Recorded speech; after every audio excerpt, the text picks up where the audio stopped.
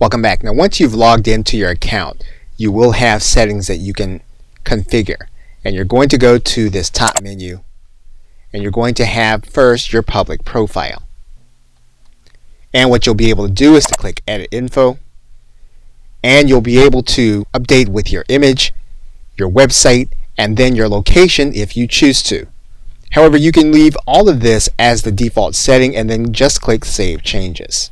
What you can also do is edit your account settings. And it's here where you can sign out of all of your other devices. For example, if you are also logged into your mobile device, you can log out of that device from this page. You can also manage any billing that you have if you have in the upgraded level. Now Canva will give you the opportunity to purchase premium images and other features once you are doing design. And so if you want to have access to some of those paid features, you can add in a credit card. Now this is not going to bring you to the paid level. However, what it will do is it will give you access to some things that are only available by payment. And if you're working with a team, you'll be able to determine what that team is here in this area, as well as the billing contact for the team.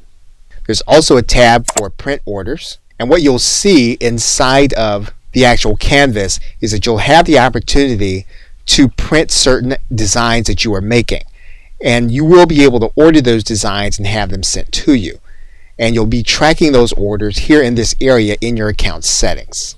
Now finally, we're going to come back to the account tab, and if you feel as if you want to just deactivate your entire account, you can do that from this panel. All you need to do is to click this button that says to deactivate your account.